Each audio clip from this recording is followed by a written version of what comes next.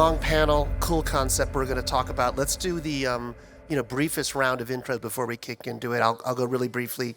I'm Seth Schachner. I come from the music and entertainment industry, and Sony Music and Microsoft, and have kind of been through the wars that almost burnt music down, but have been really kind of blessed to work in both the U.S. and Latin America, which has really opened my eyes to a lot of the issues we're going to talk about today. Katja. My name is Katja Iversen. I'm the CEO of UN Live, the Museum for the United Nations. We work with popular culture to change the world, nothing more, nothing less, because we know that's what can change behaviors and create demands and really kind of get it going for good and not just bad. Hello, thank you for having me. My name is Nicole Loftus. I am the founder of Pop Venture, a televised public system for funding entrepreneurs, innovation, fueling economies, and communities. Hey everyone, my name is Larry Adams. I'm the CEO and founder of Stereotype, as well as a streaming family channel called Black Fam with my partner Whoopi Goldberg. I first want to say thank you, Adrian and Inkwell. This is my second year here. My story, South Central LA to Davos, through exposure. A program like Adrian's showed me there's a marketing whole world out there, and you can do it. And so thank you, Inkwell. I'm really happy to be here. Stereotype takes the bias out of AI, and we actually are retraining large language models to understand the context of bias and remove it from its reasoning. So good to be here.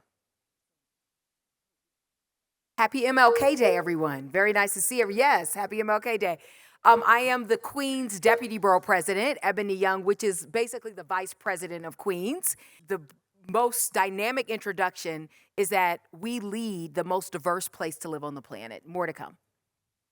All right, so welcome everyone. I think it's fair to say that every one of us up here comes from pretty different parts of the landscape. We've got AI, we've got a major borough president, a very cool investment platform, kind of revolutionizing investment for the masses, someone from the UN, from the music industry. So a lot of interest up here. But I think each of us in some way have dipped into, worked with pop and entertainment in different angles, basically. So I want to explore that a little bit. I want to just give the briefest background, which probably most of you know, but it's worth talking about before we get into this, basically. But there's an enormous kind of gap, an economic gap at play here. You have, at least in the United States, major groups, African American groups, Latin American groups that keep growing in terms of population, purchasing power, potential representation, and yet across lots of different sectors, there's a huge underrepresentation, basically. So what I'd like to kind of ask is, and any one of you can jump into this, what is the right way? What's the most effective way to work with these interests in pop and entertainment to build inclusive economies? And feel free to jump in. I'll go first. I think Pop Venture has done that by building a system in the space between pop culture and venture capitalism, and seeing that most citizens do not have access to venture funds, which decide where are jobs created, decides which entrepreneurs get funded, which problems get solved, and yet we 99.9% of the population. So Pop Venture is using pop culture, artists, athletes, television, art forms to engage the public, because as you said, Seth, so well, that we have incredible diversity there, but then when it comes time to be activated and given access to something that gives you that power to make those decisions, it doesn't exist. And so I built it, entrepreneur, wanting to get more entrepreneurs access to capital, and in the process discovered, I'm embarrassed to say I did not know, that citizens don't have access to these very lucrative investments. And yet we have 3,000 unelected, mostly white men in Silicon Valley and New York and Massachusetts deciding which businesses are funded. So it was about time that we finally give everyone access. And the other thing that happens when you have people investing in each other, having skin in the game in each other's success, it's really awfully hard to hate someone when you're rooting for them to succeed. So if we do this right, maybe there's a way we can use pop culture to unite people as well. Can I speak quickly to the uniting of people? So I would be amiss coming from the United Nations that if I didn't quote the UN Charter, we the peoples. So what we're trying to do at UN Live, the Museum for the United Nations, to create that global we, a feeling of belonging together and not in small tribes that, hate each other. And popular culture can play such a good role as a unifier and reaching corners of the world that politics or, can't do. So working with popular culture as an accelerant of good and not just, as it has also been used in fascism and other places, a pusher of bad and of division. So creating that global we, a sense of belonging, knowing about each other, and right some systemic wrongs. Because we can just get so much further, and we do it through music, through film, gaming, sports. I can tell a little bit more about, how we hack the system, including the economic system, but creating that global we, because we, the peoples, are the ones who's going to carry this planet forward. In technology, I think we should touch on a little bit. Certainly, Queens and all the interests here are using it in different ways. I mean, I'll just mention from my experience in music, which almost got destroyed by technology. But the new mix of streaming services, people take it for granted now. I think is a force for good in general. It may not be a great force economically, actually, if you're an artist.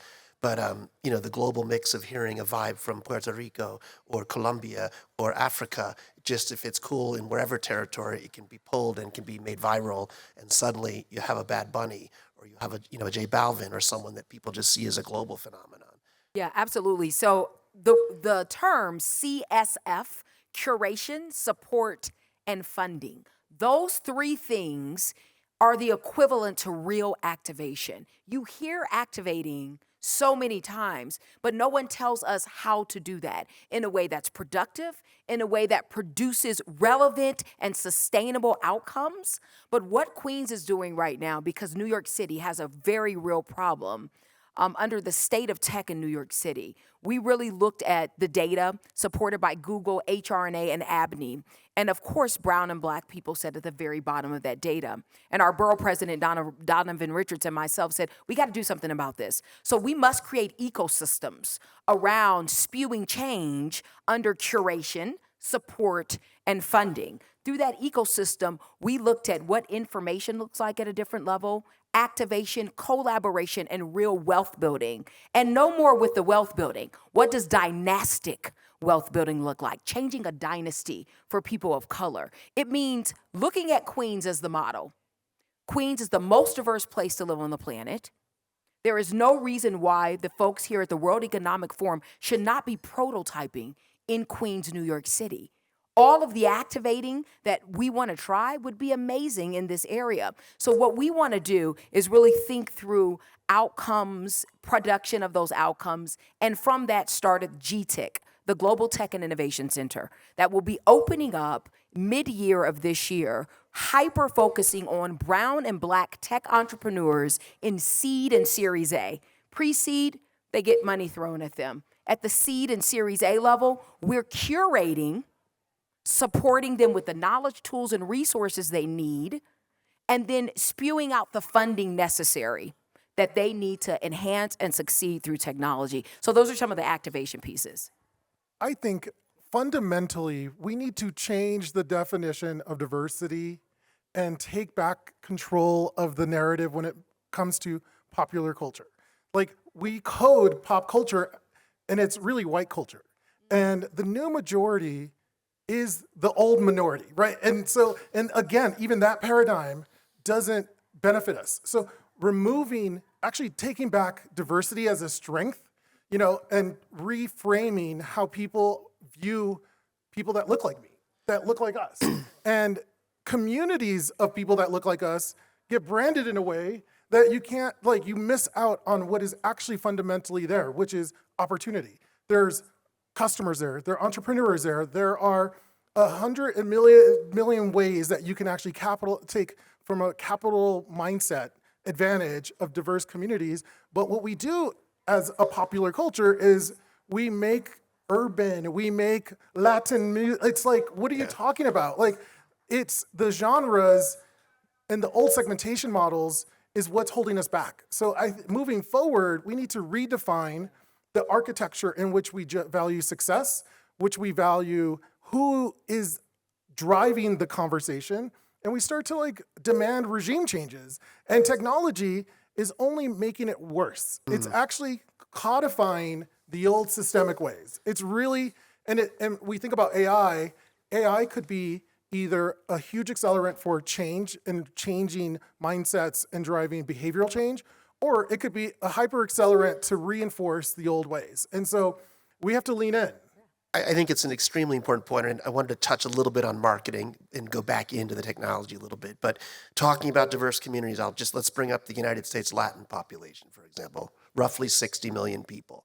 Many identify with Mexico, actually. There are large incumbent traditional media companies that are not going away. Univision, NBC Telemundo, lots of new platforms. The way they speak to these audiences, extremely important, right? They need to be authentic. Some of the consumers don't behave necessarily. They behave with a duality, right? They may consume certain content in Spanish, certain content in just sort of general market. So the communications, even before we get into this, pretty key, right? I think at the end of the day, none of us are monolithic, right? Like we are all different. We are all dynamic. I'm one way with my mom, who's Mexican American. I'm another way with my Black friends and my Black family.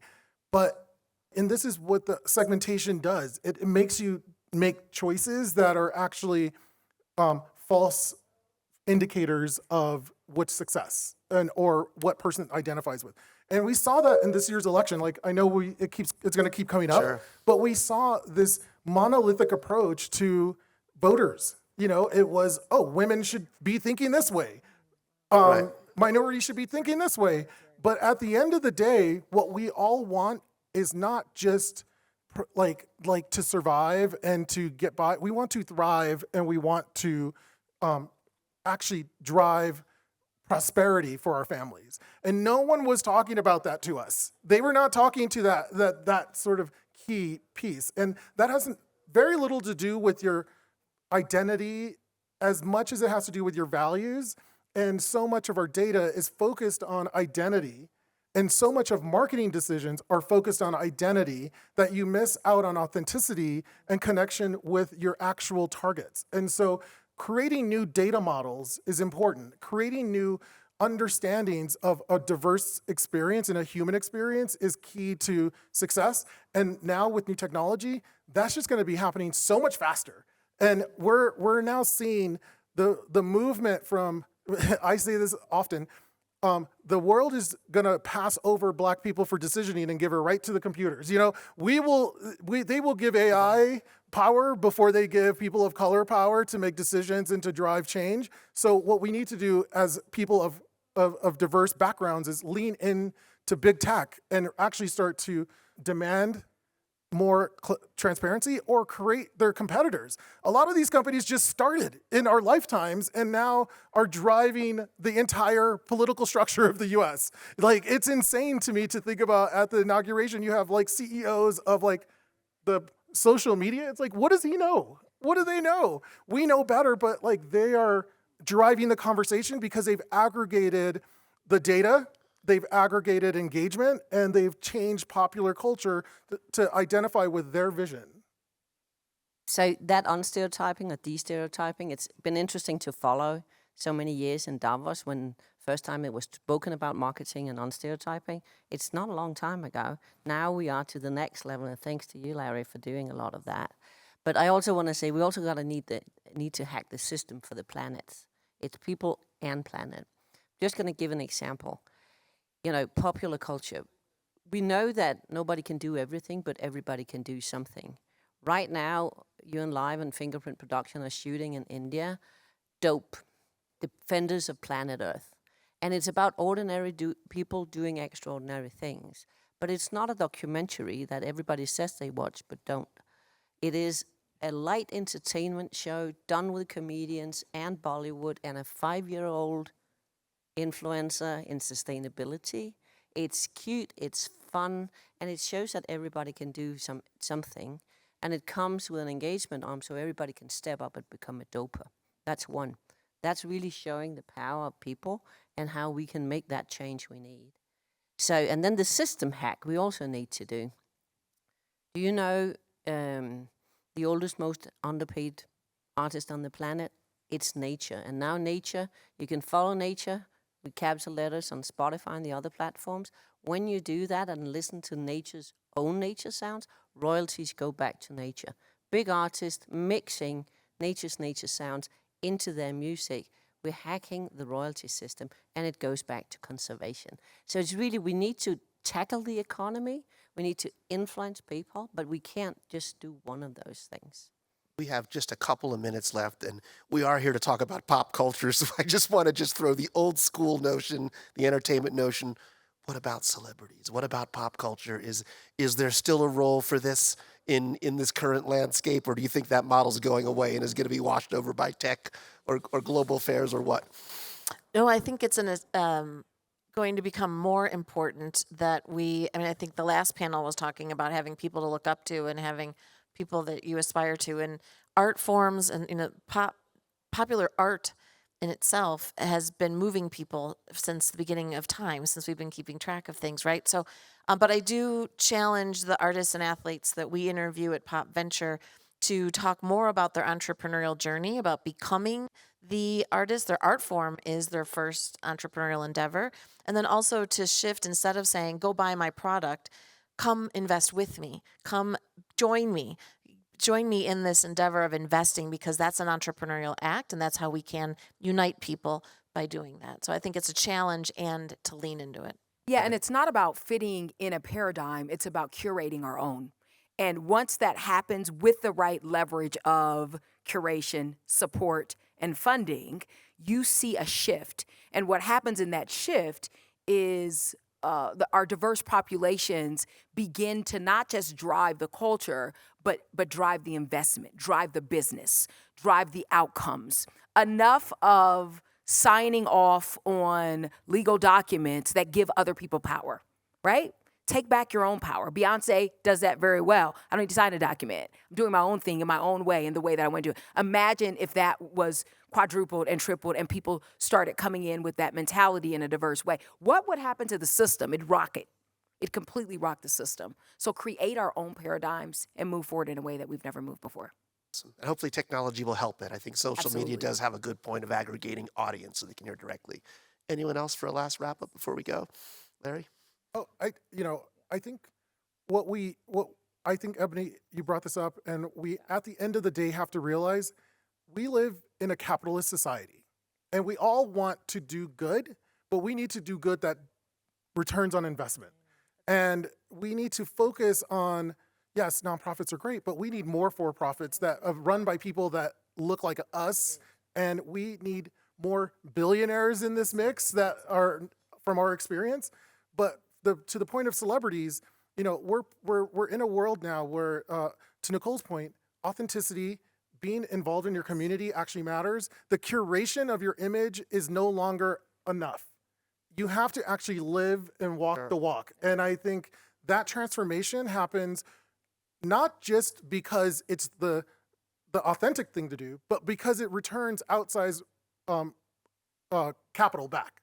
And that capital has to create a flywheel. And so culture drives capitalism, right? Like, there is no getting around that. You have to convince the heart and then the mind at the same time to move forward. And we oftentimes, from a culture perspective, get really hung up on the culture piece without the business piece, to Ebony's point. So I think for all of us, collecting together to drive culture that drives positive outcome for business. And let's do it at scale. Because, yes, it's driving outcome for people, for planet, and for prosperity. And it is creating that global we that shows that we are more alike than we're different. We can use technology, we can work with popular culture, and it will drive both the economy, the behavior, and the demand. Thank you, everyone, for being here. Thanks for listening Thank to you, us. Inclo. Thank you. Thank you.